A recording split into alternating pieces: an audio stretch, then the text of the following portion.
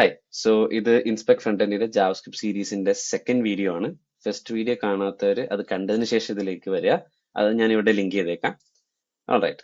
അപ്പം last video നമ്മൾ end ചെയ്തപ്പോൾ പറഞ്ഞൊരു പോയിന്റ് ജാവാസ്ക്രിപ്റ്റ് ഒരു സിങ്ക്രണസ് ലാംഗ്വേജ് ആണെന്നാണ്. സിങ്ക്രണസ് ലാംഗ്വേജ് എന്ന് പറയുമ്പം ഒരു കമാൻഡ് എക്സിക്യൂട്ട് ചെയ്തതിനു ശേഷം അടുത്ത എക്സിക്യൂട്ട് ആവും, അതിനുശേഷം അതിന്റെ അടുത്ത എക്സിക്യൂട്ട് ആവും. ആ ഒരു ഓർഡറിലാണ്. ഒരു സമയത്ത് രണ്ട് കാര്യങ്ങൾ അത് ചെയ്യില്ല. അതാണ് നമ്മൾ സിങ്ക്രണസ് ലാംഗ്വേജ് എന്നുകൊണ്ട് ഉദ്ദേശിക്കുന്നത്. Okay. So JavaScript synchronous language ആണ്, അതിൽ സംശയമൊന്നുമില്ല. നമുക്ക് ഡോക്യുമെന്റേഷൻ എടുത്ത് നോക്കിയാലും കാണാം. അപ്പൊ അതൊന്ന് നമുക്ക് കോഡിൽ റൺ ചെയ്ത് ഉറപ്പുവരുത്താം. ഓക്കെ.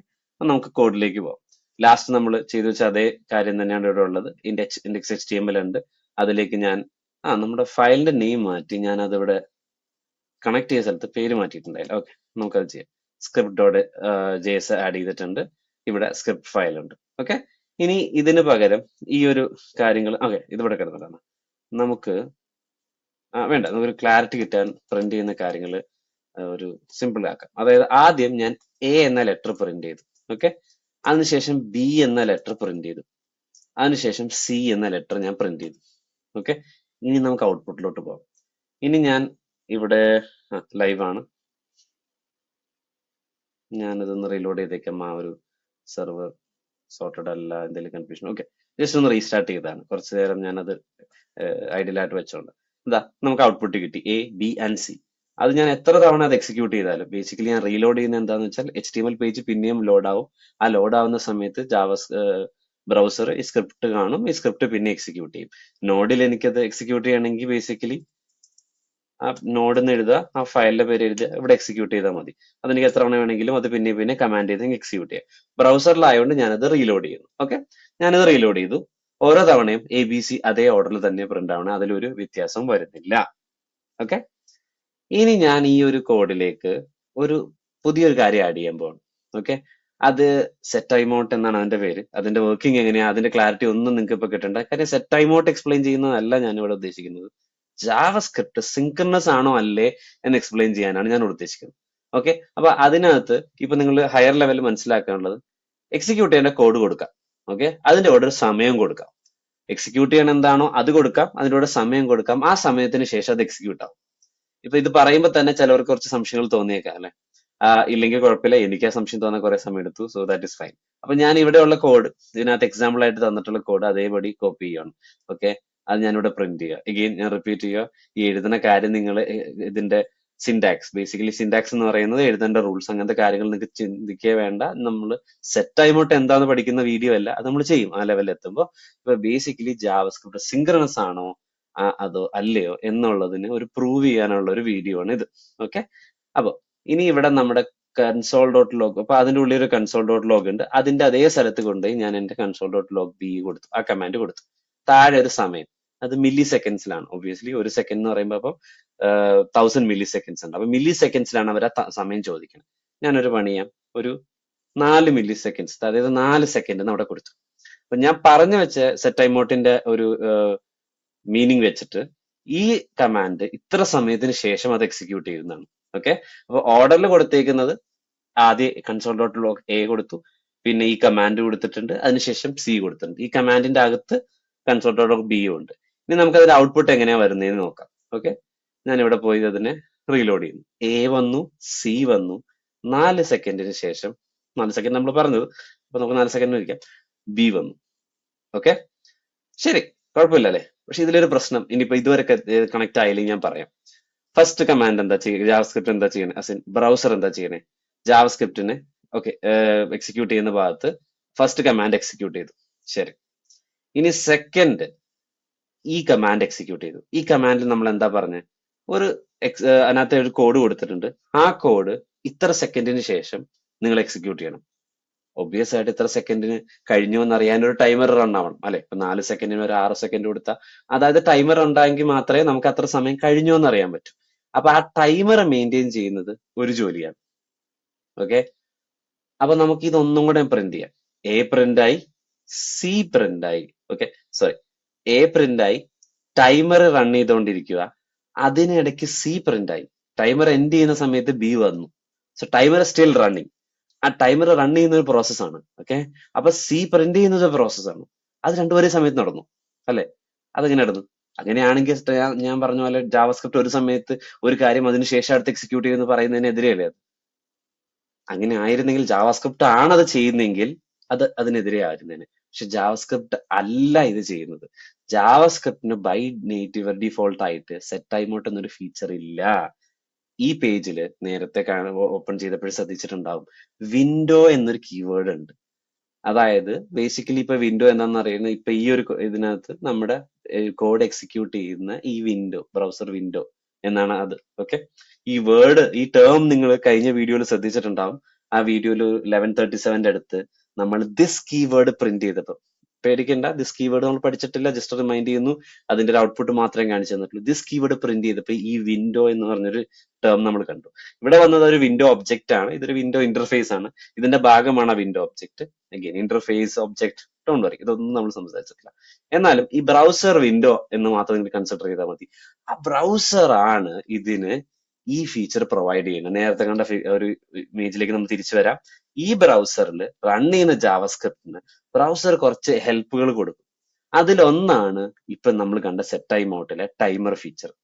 അപ്പൊ ഇവിടെ നമ്മൾ എന്താ ചെയ്തതെന്ന് വെച്ചാൽ, ഈ ഒരു കോഡ് സെറ്റ് ചെയ്ത് കഴിഞ്ഞപ്പോ ഈ കോഡിനെ നമ്മൾ മാറ്റി വെച്ച് ബ്രൗസറിലേക്ക് കൊടുത്തിട്ട് പറഞ്ഞു, ഇത്ര സെക്കൻഡിന് ശേഷം എന്നോട് പറയുക, അപ്പൊ ഞാൻ ആ കമാൻഡ് എക്സിക്യൂട്ട് ചെയ്യും.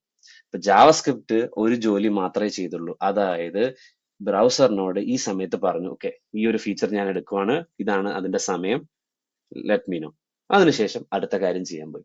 ഈ കാര്യം ചെയ്തതിന് ശേഷം, അതായത് ബാക്കി എന്തൊക്കെ ഒരു 100 സ്റ്റെപ്പ് ഉണ്ടെങ്കിൽ അതിന് ചെയ്തതിന് ശേഷം ബ്രൗസർ പറയും, ഓക്കെ, എല്ലാം കഴിഞ്ഞ സ്ഥിതിക്ക് ഇതാ സമയമായിട്ടുണ്ട് ഇതിന്റെ, ഇത് എക്സിക്യൂട്ട് ചെയ്തോളാം. ഓക്കെ, അപ്പോ ഞാനതൊരു വിഷ്വലി അത് കാണിച്ചു തരാം. അതായത് ഒരു വിഷ്വലൈസർ ഉണ്ട്. ബേസിക്കലി ഇവന്റ് ലൂപ്പ് എന്നൊരു കാര്യം പഠിക്കുന്നത്, അത് എങ്ങനെയാണ് ജാവാസ്ക്രിപ്റ്റും ബ്രൗസറും കൂടെ സംസാരിക്കുന്നത്, എങ്ങനെയാണ് അത് പ്രയോറിറ്റൈസ് ചെയ്യുന്നത്, കുറേയും ഇതുപോലത്തെ സെറ്റ് ടൈമൗട്ട് ഉണ്ടെങ്കിലോ അതോ വേറെ കുറെ അസിൻക്രണസ് ആയിട്ട് ചെയ്യുന്ന കാര്യങ്ങളുണ്ട്, അതെല്ലാം അതിൽ ഏതാണ് ആദ്യം വരേണ്ടത്, ഇതൊക്കെ ഡിസൈഡ് ചെയ്യുന്നത് ഇവന്റ് ലൂപ്പാണ്. നമ്മൾ ഇവന്റ് ലൂപ്പിനെ പറ്റി ഇപ്പൊ ഡിസ്കസ് ചെയ്ത് കോൺഫ്ലിക്റ്റ് കൺഫ്യൂസ് ആക്കുന്നില്ല. ഇപ്പൊ ഞാൻ ആകെ കാണിച്ചു തരാൻ ഉദ്ദേശിക്കുന്ന ഒരു, ഇപ്പൊ പറഞ്ഞ കാര്യം തന്നെ കുറച്ച് വിഷ്വലൈസ് ചെയ്ത്, ഇതിപ്പം ഇങ്ങനെ ഒരു കാര്യം കാണാൻ പറ്റില്ല, ഇത് ഒരാൾ ക്രിയേറ്റ് ചെയ്തതാണ്. നിങ്ങൾക്ക് ഇവിടെ JSV 9000 അല്ലെങ്കിൽ ഇവന്റ് ലൂപ്പ് വിഷ്വലൈസറിന് അടിച്ചു നോക്കിയാൽ നമുക്ക് കാണാൻ പറ്റും. ഞാൻ അതേ കോഡ് തന്നെയാണ് ഇവിടെ എഴുതിയിരിക്കുന്നത്. ഓക്കെ, ഞാനത് റൺ ചെയ്യാൻ എക്സിക്യൂട്ട് ചെയ്തിട്ടുണ്ട്. ഈ ഇവിടെ വെക്കാം. ഓക്കെ, ഇത് ഞാൻ റൺ ചെയ്ത് കഴിയുമ്പോൾ ഇവിടെ step by step, basically first console.log A print ആയി. ഓക്കെ, അത് ഞാൻ ഇവിടെ ക്ലിക്ക് ചെയ്യാം. എയുടെ കാര്യം കഴിഞ്ഞു. ഇനി console.log B, പക്ഷെ സെറ്റ് ടൈമൗട്ടിന്റെ കാര്യമാണ്. അപ്പൊ ഞാൻ ഇവിടെ ഒരു പേര് ഇതിന് കൊടുത്തു. ഇത് ഫംഗ്ഷൻ ആണ്. ബേസിക്കലി ഫംഗ്ഷൻ എന്താ നിങ്ങളോട് പറഞ്ഞു തന്നിട്ടില്ല, അതുകൊണ്ട് ഈ കോഡിന് ഞാനൊരു പേര് കൊടുത്തു എന്ന് മാത്രം ആലോചിച്ചാൽ മതി. ആ സീനെ ഞാൻ ഒരു സ്ഥലത്തേക്ക് എടുത്തു വെച്ചു. അതിന്റെ ടെക്നിക്കൽ നെയിം ആണ് task queue. Okay, again event loop പഠിപ്പിക്കുമ്പോൾ അത് പറയാം, പക്ഷെ ഒരു സ്ഥലത്തേക്ക് മാറ്റി വെച്ചു എന്ന് മാത്രം ചിന്തിച്ചാൽ മതി. അതിനുശേഷം ഞാൻ ബി പ്രിന്റ് ചെയ്തു, സോറി സി പ്രിന്റ് ചെയ്തു. ഗ്രേറ്റ്. ഓക്കെ, ഇനി സി അല്ല, ഇതിനകത്ത് എത്ര നമ്പർ ഓഫ് കോഡ് ഉണ്ടെങ്കിൽ അതെല്ലാം പ്രിന്റ് ചെയ്തതിനു ശേഷം ജാവാസ്ക്രിപ്റ്റിന്റെ കോൾ സ്റ്റാക്ക്, ഇപ്പം ഓർത്ത് വെക്കണമെന്നില്ല, ഞാൻ ജസ്റ്റ് പറയുമ്പോൾ ടെക്നിക്കൽ കറക്റ്റ് ടേംസ് ഉപയോഗിക്കുന്നുള്ളൂ. കോൾ സ്റ്റാക്ക് എം ടി ആവുന്ന സമയത്ത് അവിടെ ആ ക്യൂവിൽ കിടക്കുന്ന ആൾക്കാർ ആരാണോ അവരെ എടുത്തിടും, എന്നിട്ട് അവർ എക്സിക്യൂട്ട് ചെയ്തോളാൻ പറയും. അപ്പൊ ഒരു ക്വസ്റ്റ്യൻ ഉണ്ട്, അതായത് 4 സെക്കൻഡ് കഴിയുമ്പോൾ തന്നെ വരുമെന്നുള്ളത്. പക്ഷെ 4 സെക്കൻഡ് മിനിമം 4 സെക്കൻഡ് കഴിയുമ്പോഴേ അത് എക്സിക്യൂട്ട് ആവുള്ളൂ. അത് സെറ്റ് ടൈമായിട്ട് പഠിക്കുമ്പോൾ നമ്മൾ ഒന്നും കൂടെ അതിലേക്ക് തിരിച്ചു വരും. പക്ഷെ ഇപ്പൊ നിങ്ങൾ പറയുമ്പോൾ ഏകദേശം മനസ്സിലാവും. ഒരു 20,000 30,000 കോഡ് അവിടെ ഉണ്ടെന്ന് വിചാരിച്ചു. ഓക്കെ, അത് നമ്മുടെ കോൾ സ്റ്റാക്ക്, അതായത് അത് എക്സിക്യൂട്ട് ചെയ്യുന്ന സ്ഥലം നമ്മൾ നേരത്തെ കാണിച്ച് ജാവാസ്ക്രിപ്റ്റിന്റെ ഉള്ളിലാണ് ഈ കോൾ സ്റ്റാക്ക് എടുക്കുന്നത്. ബേസിക്കലി ജാവാസ്ക്രിപ്റ്റിന്റെ കമാൻഡുകൾ എക്സിക്യൂട്ട് ചെയ്യുന്ന സ്ഥലം. അതിനകത്ത് ഒരുപാട് കോഡുകൾ ഉണ്ടെങ്കിൽ അതെല്ലാം ചെയ്തതിനു ശേഷമേ ഇവിടുന്ന് അയാൾ എക്സിക്യൂട്ട് ചെയ്യാനുള്ളത് വരുള്ളൂ. അപ്പം നമ്മൾ പെർഫോമൻസിന്റെ കാര്യം ഡിസ്കസ് ചെയ്യുന്ന സമയത്തൊക്കെ നമ്മൾ മനസ്സിലാക്കണം, അത് അങ്ങനെ നമുക്ക് കുറെ നേരം വെയിറ്റ് ചെയ്യാൻ പാടില്ല, അതിനുള്ള സമയത്ത് ഗ്യാപ്പ് കൊടുക്കണം. അതൊക്കെ നമ്മൾ നേരത്തെ പഠിക്കും, പക്ഷെ പിന്നെ പഠിക്കും. പക്ഷെ ഇപ്പൊ ഇത്രയും മനസ്സിലാക്കിയാൽ മതി, ജാവാസ്ക്രിപ്റ്റ് സിങ്ക്രണസ് ആണ്. അത് വൺ ആഫ്റ്റർ ദി അതർ, ഒരു സമയത്ത് ഒരു പ്രോസസ്സ് മാത്രമേ അത് ചെയ്യുള്ളൂ. പക്ഷെ അതിന്റെ എൻവയോൺമെന്റ്, അതായത് ഇപ്പം അത് റൺ ചെയ്യുന്ന ബ്രൗസറിലാണെങ്കിൽ ബ്രൗസർ, അത് റൺ ചെയ്യുന്ന നോട്ട് ജി എസ് എൻവയോൺമെന്റിലാണെങ്കിൽ നോട്ട് ജി എസ്, ഇവരെല്ലാം ഈ ടൈമർ ഫീച്ചറും അങ്ങനെ കുറെ ഫീച്ചറുകളും. ഇപ്പൊ വേറെ ഉദാഹരണം പറയാം. ഞാനൊരു പേജ് ലോഡ് ചെയ്യുമ്പം എനിക്ക് വേറെ ഒരു ഇപ്പം നെറ്റ്ഫ്ലിക്സിൽ നിന്ന് അല്ലെങ്കിൽ ഒരു യൂട്യൂബ് വീഡിയോ ഞാൻ എന്റെ വെബ്സൈറ്റിൽ കൊണ്ടിട്ടുണ്ട്. അപ്പൊ യൂട്യൂബിൽ നിന്ന് ഡേറ്റ് എടുത്തോണ്ട് വരണ്ടേ, അതിന് സമയം എടുക്കൂലേ. അപ്പൊ ആ ഒരു കാര്യങ്ങളും സൈഡിലൂടെ നടക്കണം. അപ്പം അത് ചെയ്യുന്നത് ജാവാസ്ക്രിപ്റ്റ് അല്ല. ജാവാസ്ക്രിപ്റ്റ് ഏതാണ് എൻവയോൺമെന്റ്, ആ എൻവയോൺമെന്റ് അതിനുള്ള ഒരു ഫീച്ചർ അതിന് പ്രൊവൈഡ് ചെയ്യും. ഓക്കെ, അപ്പൊ JavaScript is A synchronous language. അതാണ് നമ്മൾ ഈ വീഡിയോയിൽ ക്ലാരിറ്റിയിൽ പറയാൻ ഉദ്ദേശിക്കുന്നത്. പക്ഷെ അതിനകത്ത് അസിങ് ഫീച്ചേഴ്സ് ഉണ്ട്. ആ ഫീച്ചേഴ്സ് എക്സിക്യൂട്ടഡ് ആവുന്നത് അതിന്റെ എൻവയോൺമെന്റിന്റെ ഹെൽപ്പിന്റെയാണ്. അതായത് ബ്രൗസറിലാണ് നിങ്ങൾ റൺ ചെയ്യണമെങ്കിൽ ബ്രൗസർ പ്രൊവൈഡ് ചെയ്യും ഈ ഫീച്ചേഴ്സ് വിൻഡോ ഇന്റർഫേസ് വഴി. അല്ലെങ്കിൽ ഏതാണോ, അല്ലെങ്കിൽ നമുക്ക് ഇപ്പൊ ഇത് മാത്രമല്ല, നമ്മൾ ഈ കാണുന്ന പേജിലുള്ള HTML-നെ എനിക്കൊന്ന് മാനിപ്പുലേറ്റ് ചെയ്യണം, ഇതിന്റെ കളർ എനിക്ക് മാറ്റണം, ഒരു ബട്ടൺ ഞാൻ വെച്ച് ആ ബട്ടൺ ക്ലിക്ക് ചെയ്ത ഒരു കാര്യം എക്സിക്യൂട്ടഡ് ആവണം, അതിനെല്ലാം HTML-നോട് അതിന് സംസാരിക്കാൻ പറ്റണം. അതും ജാവസ്ക്രിപ്റ്റ് ബേസിക് ആയിട്ടുള്ള ഒരു ഫീച്ചർ അല്ല. അങ്ങനെയാണെങ്കിൽ ജാവസ്ക്രിപ്റ്റ് വേറെ എൻവയോൺമെന്റിൽ നടക്കുമ്പോൾ ബ്രൗസറായിട്ട് ഒരു ബന്ധവും ഇല്ലെങ്കിൽ അത് ഒരിക്കലും ബ്രൗസറിൽ കാണുന്ന HTML-നോട് അതിന് സംസാരിക്കാൻ പറ്റില്ലല്ലോ. അപ്പോ ഈ അതിന്റെ എൻവയോൺമെന്റ് ഏതാണോ ആ എൻവയോൺമെന്റ് ആണ് അതിന് ഈ പവർ കൊടുക്കുന്നത്, അസിൻക്രണസ് ആയിട്ടുള്ള പവറുകളും.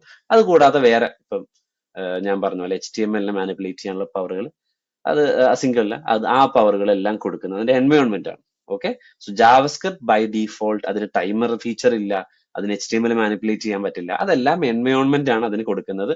ചില കാര്യങ്ങൾ ചില എൻവയോൺമെന്റ് മാത്രമേ കൊടുക്കാൻ പറ്റൂ, അതായത് ബ്രൗസർ എൻവയോൺമെന്റ് മാത്രമേ കൊടുക്കാൻ പറ്റുന്ന ഫീച്ചറാണ് HTML മാനിപ്പുലേറ്റ് ചെയ്യുക എന്ന് പറയുന്നത്. പക്ഷെ ഈ ടൈമർ ഫീച്ചർ ബ്രൗസർ എൻവയോൺമെന്റിലും ഉണ്ട്, അതേപോലെ തന്നെ നോട്ട് ജെഎസ് എൻവയോൺമെന്റിലും ഉണ്ട്. ഓക്കെ, അത് അതിനകത്ത് സെറ്റ് ചെയ്ത് വെച്ചേക്കുന്ന പല പല ഡിഫറെന്റ് രീതിയിലായിരിക്കും, പക്ഷെ ഫീച്ചർ സെയിം ആയിട്ടാണ്. ഓക്കെ, അപ്പോ ഈ നമുക്ക് ക്ലാരിറ്റി വന്നു എന്ന് വിശ്വസിക്കുന്നു. ജാവസ്ക്രിപ്റ്റ് സിങ്ക്രണസ് ലാംഗ്വേജ്, പക്ഷെ അതിനകത്ത് സിങ്ക്രണസ് ഫീച്ചേഴ്സ് ഉണ്ട്. അതിനെ ഹെൽപ്പ് ചെയ്യുന്നത് അതിന്റെ എൻവയോൺമെന്റ് വഴിയാണ് അത് ഹെൽപ്പ് ഔട്ട് ആവുന്നത്. ഓക്കെ, ശരി. ഇനി ഞാൻ ഒരു കഴിഞ്ഞ വീഡിയോയിൽ പറഞ്ഞിരുന്നു ഇൻസ്പെക്ട് ഫ്രണ്ട് എൻഡ് എന്ന് പറയുന്ന ഒരു കമ്മ്യൂണിറ്റി ഉണ്ടെന്ന്. ബേസിക്കലി നമ്മൾ ആ കമ്മ്യൂണിറ്റി കൊണ്ട് ഉദ്ദേശിക്കുന്നത് ഇതുപോലെ ജാവസ്ക്രിപ്റ്റിന്റെ ഡിസ്കഷൻസ് എന്തെങ്കിലും ഉണ്ടെങ്കിൽ പോസ്റ്റ് ചെയ്യുക, അല്ലെങ്കിൽ അതിനെ പറ്റി എന്തെങ്കിലും ഡൗട്ട്സ് ഉണ്ടെങ്കിൽ അത് അവർ പോസ്റ്റ് ചെയ്ത് ക്ലാരിഫൈ ചെയ്യുക, ഇടയ്ക്കിടയ്ക്ക് കുറച്ച് സെഷൻസ് ഒരു ഗൂഗിൾ മീറ്റ് ക്ലാസ്സസ് എടുക്കുക, അല്ലെങ്കിൽ വല്ല ജോബ് ഓപ്പണിങ്സ് എന്തെങ്കിലും വരുവാണെങ്കിൽ അത് ഷെയർ ചെയ്യുക. അങ്ങനെ ഒരു ഉദ്ദേശത്തിൽ ഒരു ഇൻഫോർമൽ ആയിട്ടുള്ള രീതിയിൽ നമ്മളൊരു കമ്മ്യൂണിറ്റി ക്രിയേറ്റ് ചെയ്തിട്ടുണ്ട്. ഒരു വാട്സാപ്പ് ഗ്രൂപ്പാണ് അതിനകത്തുള്ളത്. ആ വാട്സാപ്പ് ഗ്രൂപ്പിൽ നിങ്ങൾക്ക് ആഡ് ആവാൻ ഇൻട്രസ്റ്റഡ് ഉണ്ടെങ്കിൽ നിങ്ങൾ ബേസിക്കലി ഈ ഒരു കാണുന്ന QR കോഡ് സ്കാൻ ചെയ്ത് ഒരു ഫോം ഫില്ല് ചെയ്യുക. ഓക്കെ, നമുക്ക് സ്പാം അവോയ്ഡ് ചെയ്യാൻ വേണ്ടി നമ്മൾ ആ ഫോം ആദ്യം ഫില്ല് ചെയ്തതിന് ശേഷം അത് ഡീറ്റെയിൽസ് വെച്ചിട്ട് നിങ്ങൾ ആ വാട്സാപ്പ് ഗ്രൂപ്പിലേക്ക് ആഡ് ചെയ്യും. അതിനകത്ത് name, email, phone number, WhatsApp ഗ്രൂപ്പിൽ ആഡ് ചെയ്യാനായിട്ടുള്ള ഫോൺ നമ്പർ, അതിനുശേഷം നിങ്ങളുടെ ജാവസ്ക്രിപ്റ്റ് നിങ്ങളുടെ ഒരു എന്താണ് നിങ്ങളുടെ ഒരു ഇപ്പോഴത്തെ നോളജ് എന്താണ് എന്നറിയാനുള്ള ഒരു ബേസിക് ഡീറ്റെയിൽ കാര്യങ്ങൾ മാത്രം നമ്മൾ അതിനകത്ത് ചോദിക്കുന്നു. അത് ഫില്ല് ചെയ്ത് കഴിഞ്ഞ് കഴിഞ്ഞാൽ we can add you there in some time. Okay, അപ്പം അതിലേക്ക് നിങ്ങൾക്ക് എങ്ങനെയാണ് എത്തുന്നത് അതിനുള്ള QR കോഡ് ഞാൻ ബേസിക്കലി ഇവിടെ പ്രിന്റ് ചെയ്യാം. ജസ്റ്റ് മിനിറ്റ്, ഞാൻ ആ QR കോഡ് ഇവിടെ പ്രിന്റ് ചെയ്ത് കാണിക്കാം. ഓക്കെ, സോ ഈ ഒരു QR കോഡ് നിങ്ങൾ സ്കാൻ ചെയ്യുവാണെങ്കിൽ നിങ്ങൾക്ക് ഒരു ഫോമിലേക്ക് അത് റീഡയറക്റ്റഡ് ആവും. ആ ഫോമിലേക്ക് ചെന്ന് കഴിഞ്ഞാൽ നിങ്ങൾക്ക് അത് ഫില്ല് ചെയ്ത് ഡീറ്റെയിൽസ് ആഡ് ചെയ്ത് കഴിഞ്ഞാൽ we will basically in some time add you to the WhatsApp group. Okay, ഞാൻ അതിന്റെ ലിങ്ക് ഡിസ്ക്രിപ്ഷനിൽ ആഡ് ചെയ്തേക്കാം. അത് ജസ്റ്റ് ഒന്ന് വെരിഫൈ ചെയ്യണം അതിന്റെ എനിക്ക് again just my second video in YouTube, so I'm still figuring things out. But yeah, if it's possible, I will add the link in the description. Yeah, it should be possible. I've seen that, but yeah, let me see. Alingi, just scan this QR code and you will be taken to that form. Okay. So I hope the part where I said JavaScript is a synchronous language, but it has a synchronous feature എന്നുള്ളത് clear ആണെന്ന് വിശ്വസിക്കുന്നു. That was this video about. Thank you so much. We'll see you in the next one.